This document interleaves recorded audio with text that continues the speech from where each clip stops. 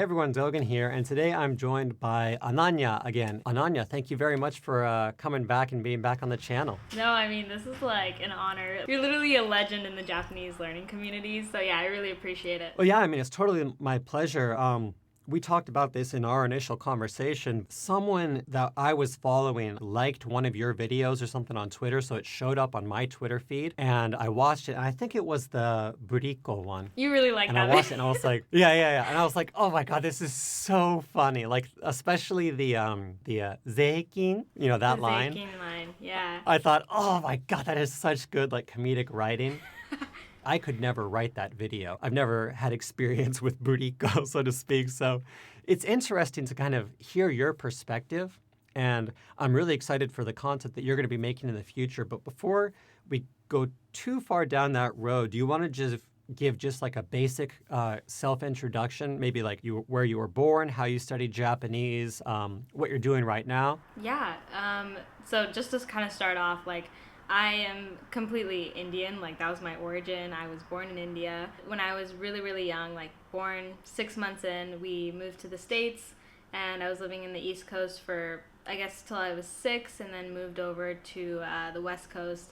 Lived in California, the Bay Area since. Japan was something that was like not at all on my radar, like for a good chunk of my life. And then I think I was like 12 or 13, and that was when I had just sort of learned about anime and manga, or yeah, naturally manga just like spoke to me, and like my dream was like to be a mangaka when I was in middle school. Like, that was the level that I was at. Like, I was just so into it. And so at that point I was like, okay, I really want to learn Japanese, like, just for fun. Started off, I went to Tofugu. That was probably my main source, like Tofugu, Japanese Pod 101, all that stuff, all the apps, and I just tried everything out. And then I've been studying Japanese for about 8 years now. And so now, I just graduated from UC Berkeley. I studied business, so kind of different from Japanese, but I was very focused on doing something with my Japanese. And then from there, I'm currently working at Amazon, doing marketing, also kind of on the Japan side a little bit. And Oh, really? yeah, actually, yeah. And while I was doing that during the summer between like work and school, I started content creation this past year. Actually, I've been doing Twitter, and then I just recently started TikTok. So I'm just trying to like jump into a bunch of things and use my Japanese in that way. Okay, cool. Very cool. I've got like 3 questions that I thought of while I was listening to you. First, I'm very curious about, you said that you were interested in art your whole life. What kind of art were you doing when you were younger? Yeah, I loved drawing comics. Like, Sunday comics were like everything for me. I'd always like, just art was the thing. When I was in middle school, I wrote an entire manga. I wrote a script for it, and then I lost it. So I have all the bubbles and everything, but no story to fill it up. It's like the weirdest thing. But yeah, from there, in high school, I actually did like AP art. I drew a lot of things just related to Japan. And that was kind of how I was expressing my like strong passion towards it. But yeah, right now I don't really do as much art, which is a shame, but that was like my goal as a kid for sure. Very interesting. What was kind of the trigger for you to get started with like the comedic stuff that you're doing on like TikTok and Twitter? Like, you kind of just mentioned that you started doing it, but was there any specific reason that you wanted to try it? Yeah, it's a really interesting thing. The more I think about it, I feel like it was rooted in a very deep place, but started very normally and just casually. Let me kind of just step back a little bit. I was insanely introverted as a kid, and I could not Yeah, me too. really, Me too. yeah, and I just couldn't get myself to like talk to strangers, or let alone like the McDonald's employee when I have to, get a different toy or something like that. I'd always greatly wanted to be more extroverted and more out there, and I think I used Japanese as a tool to do that. And so that was kind of where I became more like, I was trying to put a lot of things out on social media. On Twitter, I was doing a lot of just text-based content, and I kind of wanted to mix it up a little bit. So I filmed a little skit that I'd come up with once or twice, and those did really well, and it was just really fun and easy to put together. And so that was what started it. So I think last year, November, is when I started. And then, I wanted to do TikTok really badly too. And so I kind of just threw what videos I had onto TikTok. At the time, there was like a trend going on with this like bilingual, like air hostess or whatever. That was like the trend. And no one had done Japanese. I'd seen Korean, I'd seen Chinese. And I was like, you know what? I think I could do that for Japanese. And that one, I just put it together, and it got like over 200,000 views, which was so much more than I'd ever gotten on Twitter or anywhere. And so I was like, this could be an opportunity. And so that's kind of where I started pursuing it. Yeah, you kind of, it sounded to me like the reason that you were starting to you wanted to kind of create art in Japanese, so to speak, whether that was TikTok or whether that was, little jokes on Twitter. It was more because you wanted to get more extroverted. I almost wonder if you were kind of unconsciously looking for a way to express yourself in terms of artistic expression. I don't know. I think I'd always wanted to do something on social media. That I knew very clearly. I was getting a business degree. It had nothing to really do with Japan. And that desire of wanting to do social media or like YouTube, for example, alongside just not doing that in my daily life. Like, obviously, to me, like what I do now, like on Twitter and TikTok, it's like genuinely what I'm so passionate about. And it's like a side thing that I can be like, oh, like this is who I am, Exactly. Yeah. Exactly. Yeah. Can you talk a little bit more about how you studied Japanese? Because your Japanese is phenomenal. It's spectacular. And you never studied Japanese in the classroom? I've taken, I think, one class, like, just to, like, transfer to my university. But it was, like, at that point, I'd already been studying Japanese for, like, over 5 years. And they had, like, an elementary class. Like, it was, like, a cakewalk at that point. But yeah, I can sort of dive into how I started. Yeah, I'd love to hear the specifics because I think that there's a lot of people probably watching my channel and surely your followers as well that would love to learn more specifically how you studied things. And I've seen videos that you've made in the past talking about how you think that there's some overlap between the Indian language that you also speak in Japanese. I think that'd be very interesting to hear about as well. Yeah. So just to right off the bat, I started when I was 13 as well. I think that's kind of been the trend for a lot of people. And I started off with definitely Japanese Pod 101. So I just checked out a lot of their videos. I used the free part of Human Japanese and Tofugu. So those are the kind of three resources that I went towards. I started off with those. Made a bunch of like small flashcards with hiragana and katakana, and you just get that off the bat, in the first month or two. And then from there, Take Him's Guide to Learning Japanese. That was sort of my main source for learning grammar. So I just kept rereading that. But I had a language buddy that I would do a call with like every week or so, I think, when I first started. And that definitely helped. That was when Lang 8 was around, like not really around anymore. Yeah, I used to use that, yeah. That was where I found like the language partner because obviously there weren't really many places to look anyway. And so that was what I did in terms of speaking. Oh, and I also used like Nico Nico Namahoso. And I just... That was... I could get into that. I think that was an example of like how much I think immersion is super important to Japanese, and I know you and Matt talk about that. And yeah, immersion, SRS, those two things I think are the holy grail of learning Japanese, honestly. Yeah, for sure. When I bought my first Japanese resource, it was like cassette tapes. It's very different in terms of just the general dynamic right now. Like right now you can jump on YouTube or you can jump on Netflix and immediately have like an unlimited amount of native input, and I think it's super, super valuable. And I think probably there's never been a better time to be a Japanese student. And it's interesting to hear how you've taken advantage of those different things. Again, the bulk of my Japanese studies, I did before YouTube was even like a thing. And right. Yeah, it's just very interesting to see how the paradigm has kind of shifted, so to speak. Yeah, I mean, I agree. Like, at least I felt like I did my bulk of Japanese learning early on, and I'm not really doing it as much currently, but I will stress that I think that as great as it is with all these resources, looking at it now, I feel like sometimes it's information overload. To really get really strong and proficient in the language, you really have to dive deep into the things that you read once or twice and read it like 50 times. Like, I remember I had this Japanese cooking book, and obviously cooking vocabulary is totally a different ball game, and I would force myself to like make like dorayaki, and I would translate each and every word, and I did that a couple times, and after a while, you master all those words because you're so familiar with them. And so doing things like that, I think diving into TV shows that you like a bazillion times is what's going to make the difference versus just watching a bunch of different TV shows. I agree 100%. The number one tip that I give to everyone that's taking my Patreon course is to pick a Japanese movie, one movie, and to watch it on repeat until you've unconsciously memorized every single line in the movie. Yeah, that's literally it. Yeah, so I agree 100%. Do you mind talking about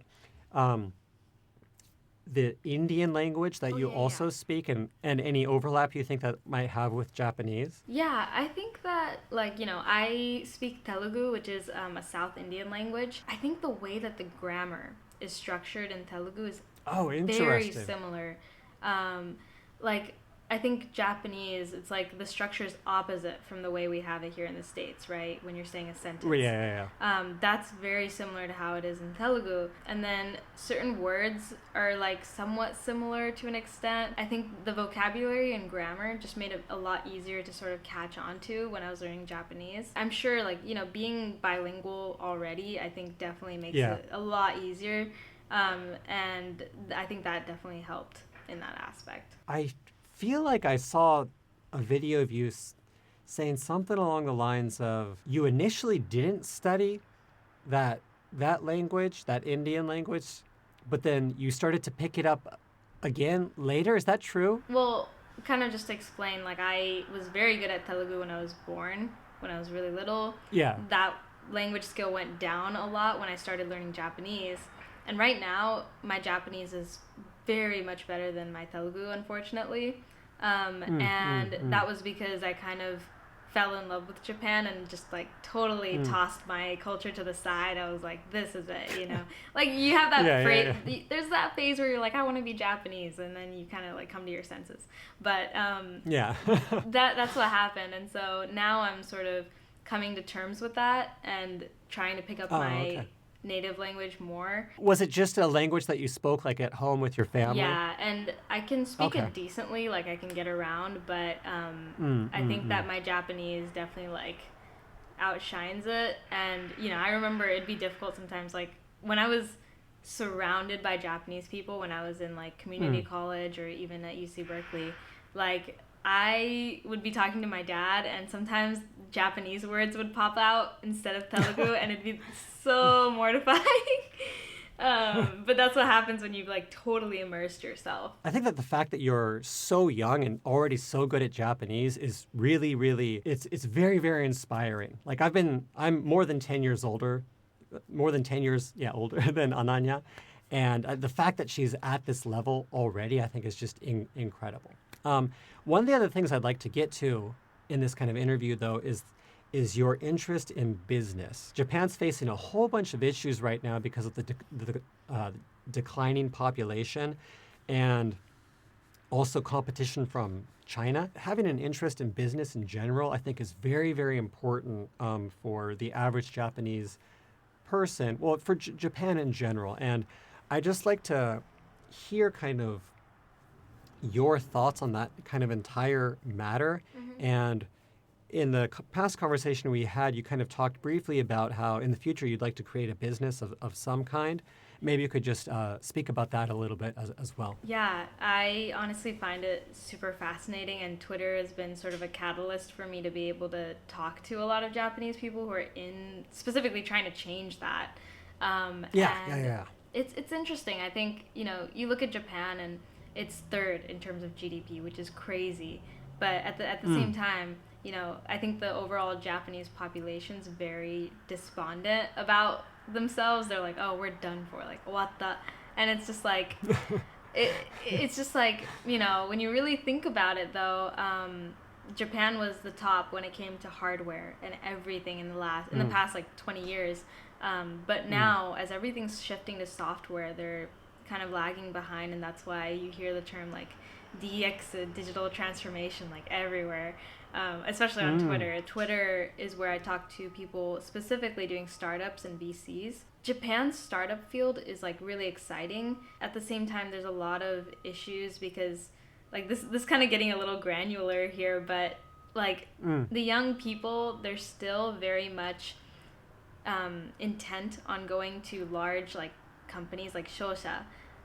But the thing is, it's because of this like concept that you go to a big company, you get paid well, and you stay there till you die. Unfortunately, not enough people are taking the risks. Once we get more people taking risks, like here in the US, I think that it'll allow for like more potential. It's just a lot of the startups are not getting enough like venture capital. If you look at kind of the markets, there's a lot of potential for Japan.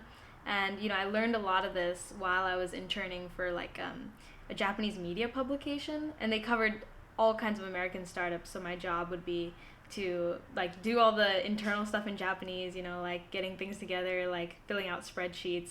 And then I would talk to the startup CEOs in English. And I'd learn a lot from them, as well as just doing like English translations for my friends' startups, in Japan. Overall, I just think that personally, I in the future, I want to do a business or kind of connect Japan and the US in some business form. Like that's been the goal for the last couple years. I've just been getting closer to figuring out what that could be. It's still something that I honestly don't know what I want to do. That's why I've just been focused on content creation at the moment. But yeah, there's just so much possibility for that. Yeah, I think that what you're doing on Twitter, though, is so important. I think one of the main reasons that people have been intent on going to those big companies, as you just mentioned, and staying there, is because if the definition of success in Japan and successful people around you are the people that are going to the big companies, that's going to be what you want to do. And if all the schools have the same basic education system as well, it's hard to even, what would you say, realize that there are other options. Now, I'm actually kind of optimistic about the future of Japan as well, because specifically of things like YouTube. One of the channels that I watch that I think is really, really important for Japan in general is Nakata Atsuhiko no YouTube Daigaku. Oh, yeah. I don't know if you've ever heard of. Yeah, huge fan as Okay. well. Yeah. Yeah. And what he does on his channel is he'll take a single book, whether it's, a book about maybe history or a book about economics or a book about global warming or making, how to start a company or investing or whatever, and he'll break down the contents of that book across 2 videos that are each about 20 minutes long. He's kind of exposing the younger Japanese generation that are watching YouTube to things that they would never typically see in their public education system. Now, in that same sense, I think that what you're doing on Twitter, the perfect example, we've talked about this as well in the past, is Ananya had a tweet, and this was in Japanese, which is why I think it's very important. It was citing some statistic that said if you take the average Japanese person and the average American person, and they actually have the same ability when it comes to like a specific subject, oftentimes the American, just because of the American culture, because of their upbringing, they'll think that they're better at it than they actually are, and they'll have more confidence then. Just that confidence can often lead to more opportunities in the future. It can often result in kind of crashing and burning as well.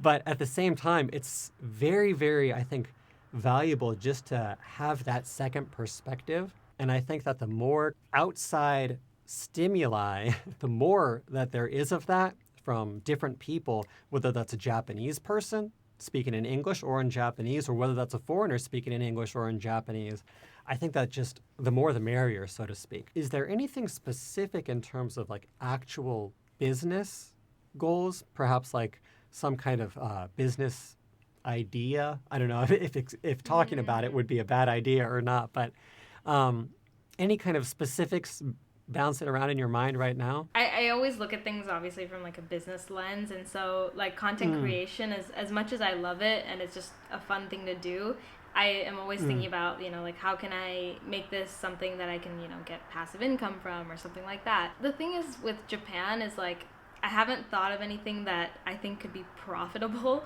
Like the ideas that I have, when I was in college, I wrote a lot of papers on two things: the Japanese work culture, and then the other one being like females' place in the work setting or whatever that may be. Just because they were things that bothered me a lot when I was writing my tweets and just like interacting with a lot of Japanese business people, is that I did so many coffee chats with so many people over like the last couple months in Japan. And I honestly think maybe like 5% of that was like female. Like everyone else was just male. Oh. And these are people who are like established in the business place or like very head set on going into a VC or startup. And the female representation is just really low there. That and also a huge issue I'm so passionate about is like just like the Japanese like working hours. Just like when I the amount of like shock I felt when I went to Japan when I was like 17 or something, and my friend's dad got home at like 12 a.m. and then would leave for work at 7 a.m. I didn't even see him. That just like broke my heart. I just could not believe that was normal, and so I wrote a lot of papers on that. So those are long-term issues that I keep in the back of my head when I'm approaching something, but I don't have any like business ideas at the moment. Those are just things that I want to accomplish eventually in terms of Japan. And they're huge goals, and I feel like, the older I get, I'm getting a little bit more like, do I really think I could do anything about that? But I'm trying to keep optimistic because I think any step in that direction would be the right step, Yeah, absolutely. If anything, I think it would be super interesting, and obviously it's completely up to you whether you want to pursue this or not, but if you even made short YouTube videos in Japanese where it's like, I don't know, explaining like a basic business concept in like a 5 to 10 minute video in Japanese. I think that would be so interesting to see from a foreigner, from you specifically, someone who was born in India, came to the States, studied Japanese by themselves, and is, still very, very young, but already pursuing these various different avenues. I think that would be super interesting. No, I totally agree. Like, the YouTuber that you mentioned, like, I literally bought his book because I thought he was amazing. Like, the way that... Yeah, he's awesome. Like, the thing is, Japanese people love, like, all these, like, genojin and, like, all the kinds of stuff. And I feel like there's so much trust there. And so the fact that he went from being someone who's, like a talent, like someone on TV, and then switching to a very educational route creates a lot of hope. And I get hope just from watching the videos. I feel more educated at the end of the day. Absolutely, yeah. And doing that opposed to just like a lot of the things that are common in like the influencer realm. I think you mentioned this before, I think, but like that creates value, that creates like educational content that can help someone. And I believe in that very firmly. And so that's what I try and do on Twitter. Yeah, I think that it'd be super interesting if you continued to do that on Twitter and perhaps on TikTok, perhaps on YouTube as well. We're probably going to have to wrap things up fairly soon. Is there any final things that you would like to talk about or mention? I think when learning Japanese, it's easy to feel like discouraged. I think you just kind of have to go heads down and just focus on what's in front of you. Take it day by day. Like right now, I wanted to mention the resources that I use right now. Like, oh yeah, please. Right now, I'm not like constantly studying Japanese, but I speak with Japanese people pretty frequently, and I use jisho.org to like look up anything when I'm on my laptop. Or I use the Japanese app. It's like a dictionary. Like somewhat frequently use the flashcard feature because it uses SRS. I do a lot of flashcards. Nowadays, my Japanese gets pretty like choppy sometimes. What I do is I just watch like a drama or a TV show and I just shadow. I repeat after what they're saying, and then after that can help a lot. Yeah, and then I go see someone after that and I'm like, wow, I'm like back to normal, like no issue, like back to that level. Anything I want to plug, I definitely think that anyone who's seen my YouTube channel, it's like pretty sparse right now. Like I definitely want to go and film a lot more videos, and TikTok and Twitter I'm pretty much trying to update pretty frequently. And if you're interested in looking at any Japanese tips, I have a video on my channel, as well as on Twitter. I post a lot of tips. You know, you can kind of read through the content that I'm posting and kind of understand how to set up, you know, paragraphs. And I just have language tips on there in general. And I post a lot of skits that Dogen mentioned on my TikTok, so please check it out. I think it should be linked down below. Sweet. Well, I, like most of my audience, is very excited for everything that you have planned for the future, and we look forward to seeing more Ananya. Yeah, thank you so much for having me. It's like an honor, and I'm so excited as well. No worries, my pleasure. Please check out Ananya's content below, and yeah, see you guys soon. Sayonara.